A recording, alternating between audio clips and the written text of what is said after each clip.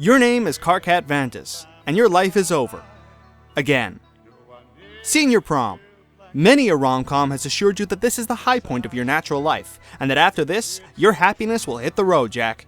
Youth, innocence, and joy will be tossed down the gaper. You will be left to molder at the top shelf of life's pantry. Sort of like an abandoned taco kit. It was also the last shot you'll ever have of winning the affections of the love of your life, the angel of your morning, the syrup to your pancakes, your sin, your soul, your pal honcho, your amigo lord, your drum major. You have basically been in love with John Egbert since junior high and are continually stymied by his utter stupidity and bullshit heterosexuality. You care about him so much that the sensation is akin to a severe intestinal infection. He is the most beautiful and irritating carbon-based life form to inhabit any universe. John is your best friend and chronic prom date, and you make one hell of a team, despite both odds and logic. Nobody fucks with you two. At this moment, you should be pal dancing with him like you wanted. Are you? No.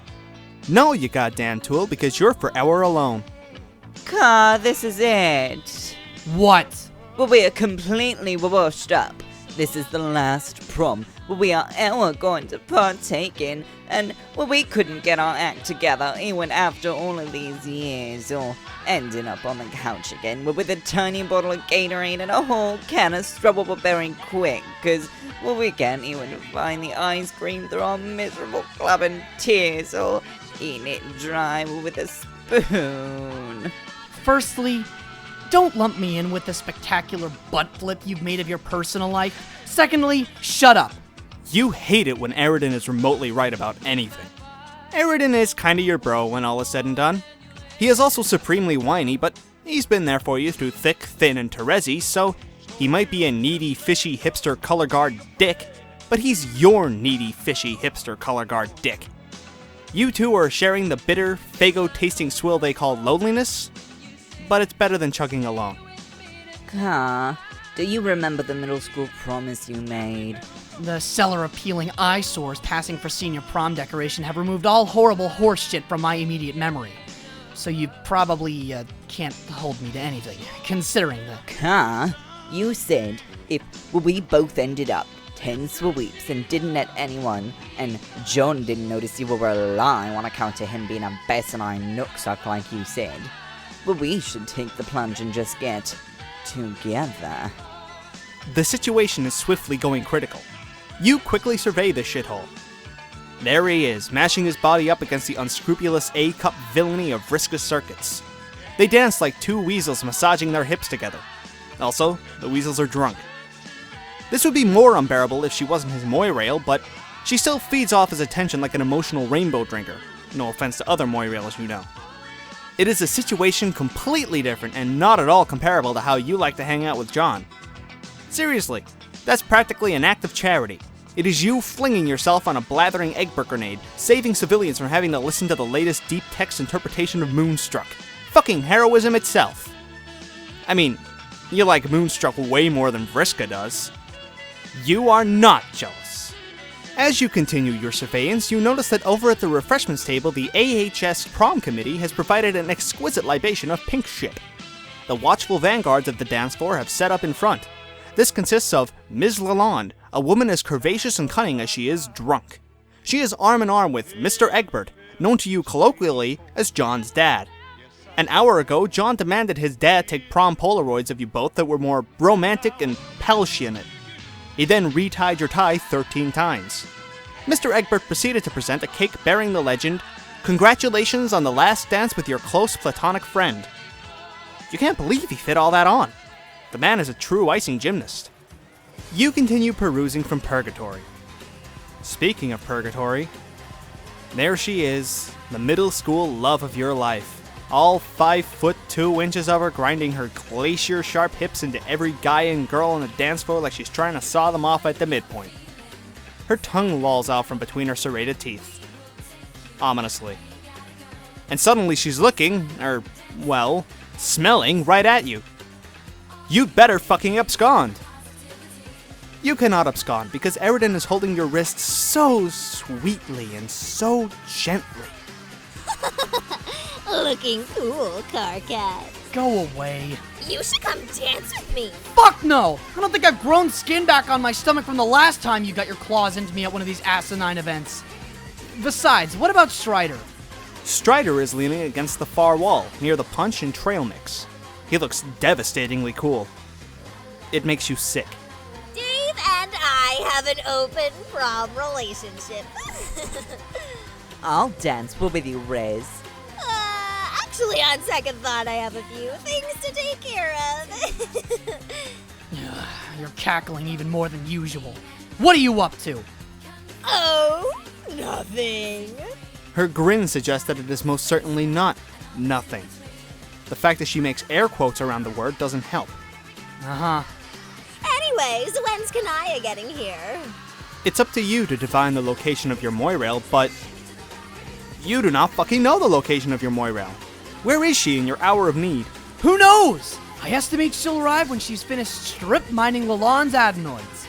At some point, she'll dimly remember the boy called Kark, a poor soul suffering in the absence of her palest of ministrations.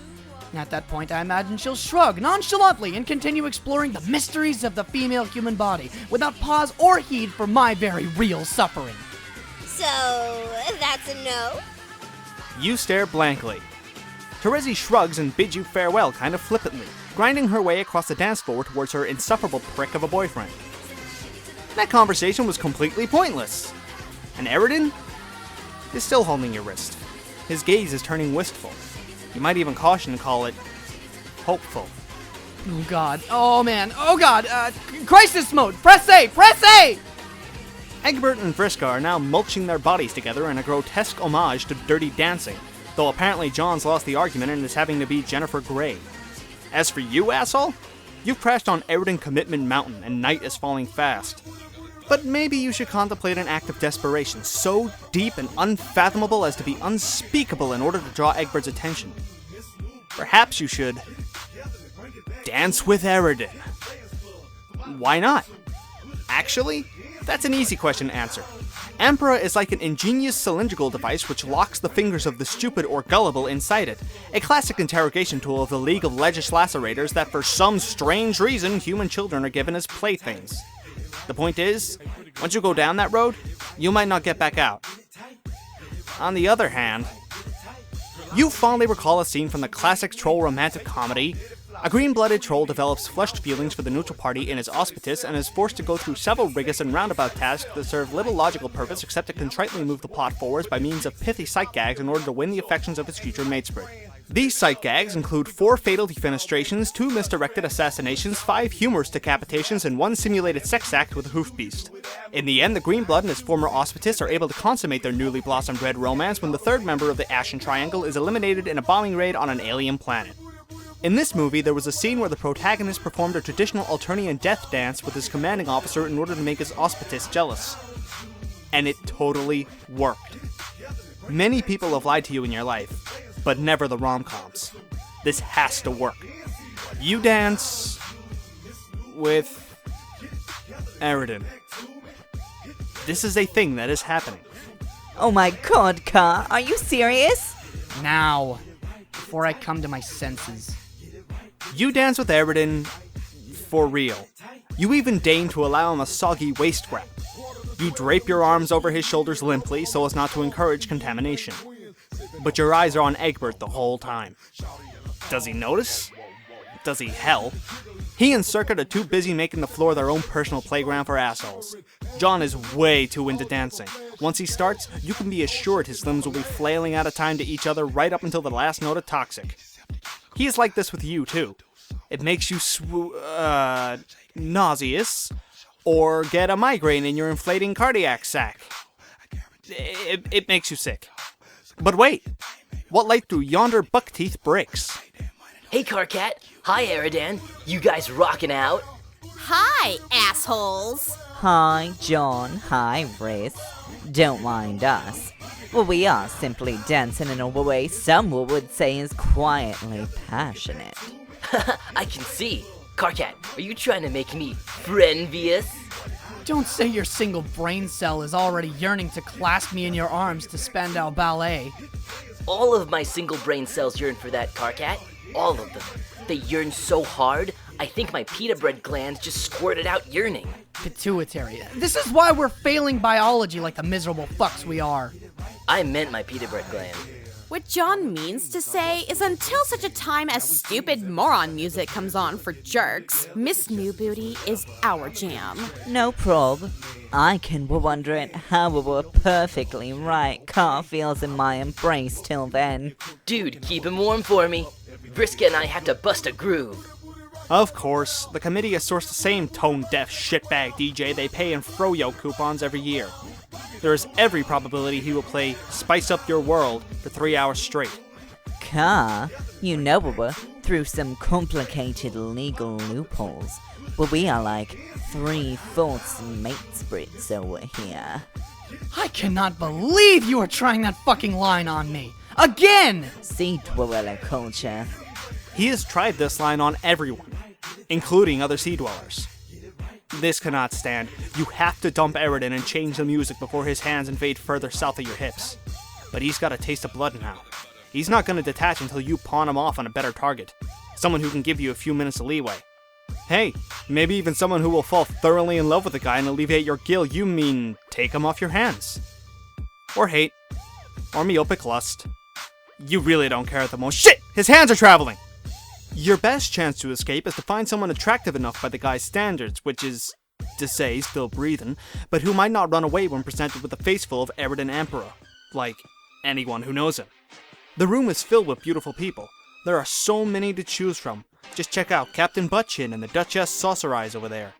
But who is this mysterious stunner with a glass of glow stick fluid? You pick her straight away. Escaping in that evening gown would be a bitch for one. Eridan, do you see that fine example of a woman? Yeah, Car, but that's... No, don't say a word. I think you should go talk to her.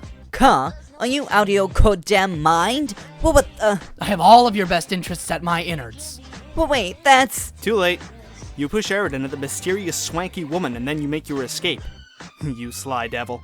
Think Pan like a heavy-duty nuclear furnace, that's you. What if 3 fox beasts taped together?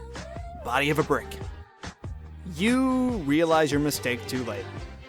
Which is weird, considering that Eridan removed his glasses to pucker his features into grotesque seductive face and you've got perfect vision.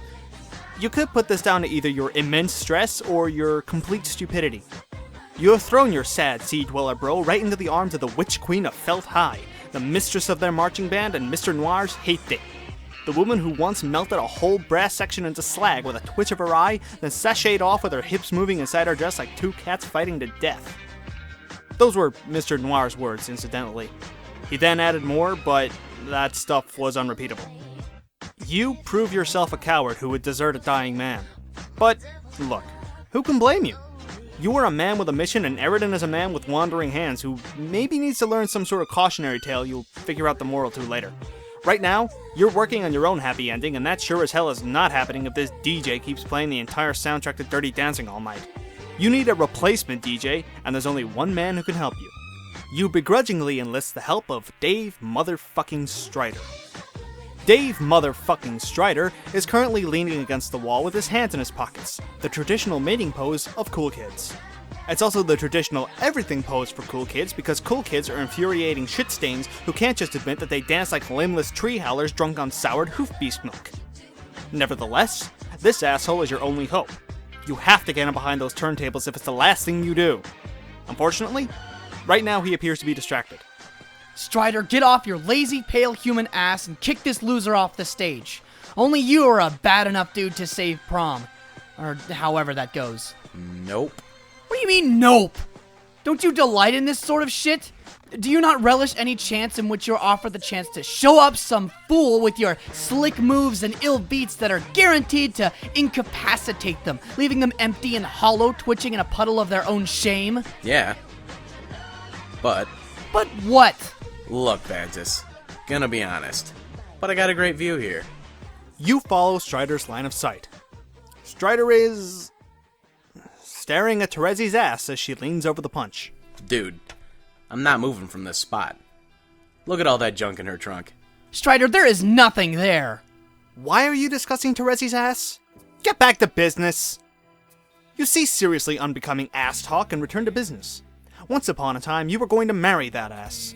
You would have loved and cherished that ass as the only ass in your life. That was... until that one time in middle school that your life was over. Terezi, I am going to love and cherish every part of you, even the parts that aren't strictly there, for the rest of my natural life. Okay. And then she broke it off and broke your heart. She tried to touch your hands for stupid reasons. She told you it on the phone because I guess she wasn't man enough to tell it to you in your face. But, Back to the Future, idiot. Look, Strider, you have all the time in the world to lovingly caress the 45-degree angles of Terezi's pretend ass with your eyes. Right now, we have to focus unless you want to grease your oral canals with "She's Like the Wind" all fucking night. Sure. But what's in it for me? Quick! Offer Dave a BJ! Wait. No, that's ridiculous. You do not have a bacon and jelly sandwich on you, nor the fixings to make one. Plus, you're pretty sure the humans find bacon and jelly sandwiches gross. If it wasn't for that, you would offer Dave a BJ, and when he accepted that BJ, you would give him a BJ. But it's never to be. Humans are bullshit Philistines. But, what if you shared your ex-soulmate's most intimate middle school secrets? Of course! What better way to win an enemy's favor than through blackmail of a mutual acquaintance, especially one that your enemy has concupiscent yearnings for? The acquisition of blackmail is one of the greatest romantic gestures in all of troll culture. If you share some of Terezi's darkest secrets with this douche nozzle, he will no doubt find himself so gripped in throes of gratitude that he will do anything you ask of him. Except perhaps give you a BJ. Man, you could really go for a bacon and jelly sandwich right about now.